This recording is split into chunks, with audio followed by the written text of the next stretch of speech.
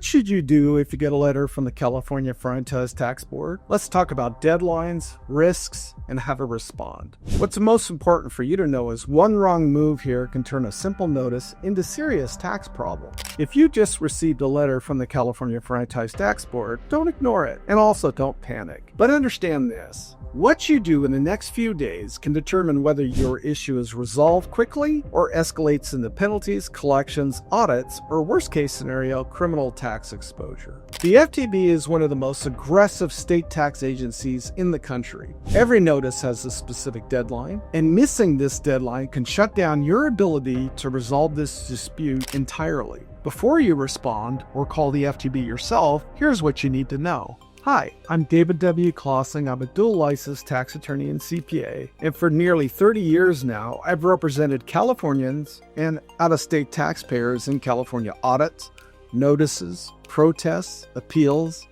and FTB civil and criminal enforcement actions. I've seen simple FTB letters turn into wage garnishments, banks levies, and multiple-year tax assessments, all because the taxpayer, or more often than not, their representative, responded incorrectly. Let's walk through what your letter means and what you should do next.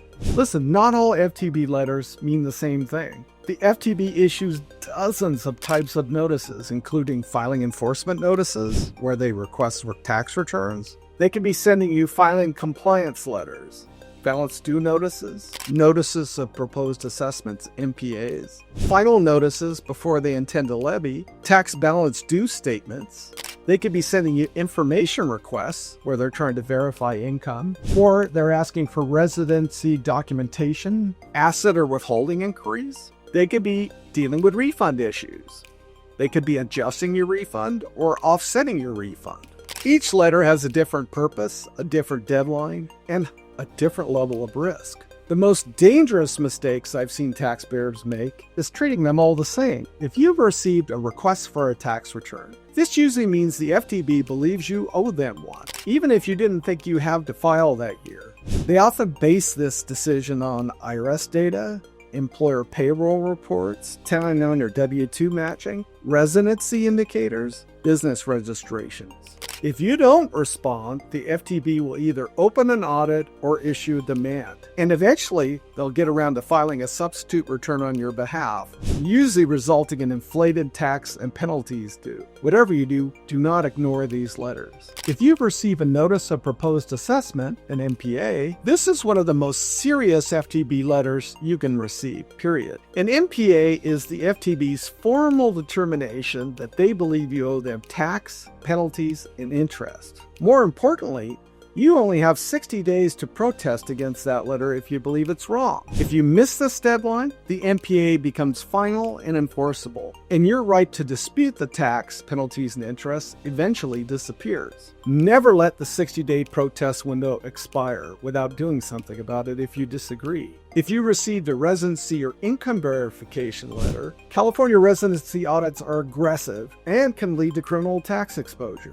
The FTB often requests domicile information, travel records, utility bills, lease agreements, business records, voter or DMV data. If you respond incorrectly or overshare or offer information they didn't request, you can trigger a full residency audit. These letters should be handled with caution because they can open multiple years of civil and criminal tax exposure. If you've received a collection notice, if the FTB believes you owe tax, penalties, and interest, you may see one of the following: a notice of state tax lien, a final notice before levy, an earnings withholding order, or a bank levy notice. Once formal collections start, the FTB can resort to the following actions. They can garnish your wages. They can levy your bank accounts. They can intercept tax refunds. They can suspend your driver's license, and they can seize assets, especially if they're in California.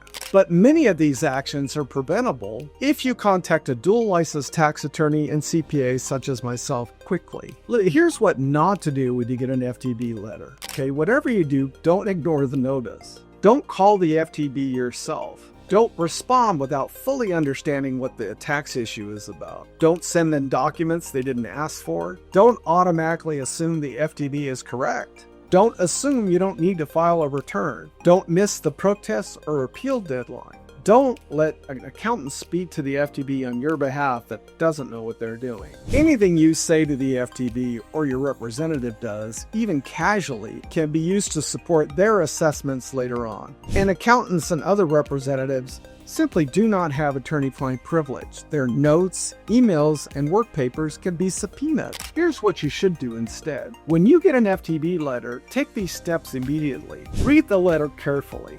Identify the deadline associated with the letter. Determine the type of issue, whether it's filing, income, residency, collections, MPA, etc. Request transcripts and internal records. Reconstruct the tax years involved. Assess whether penalties apply or can be removed. Identify whether the IRS is also involved. Craft a strategic response. Whatever you do, preserve attorney-client privilege and handled correctly, many FTB notices can be reversed, reduced, or resolved before they become a serious civil or criminal tax enforcement action. Here's how an attorney CPA can protect you in these situations. A dual licensed attorney and CPA, such as myself, can interpret the notice, identify the underlying tax exposure, reconstruct missing records, file accurate responses, and prepare a formal protest to an MPA. They can build legal defenses, eliminate or reduce penalties. They can protect your written communications and your verbal communications under attorney-client privilege.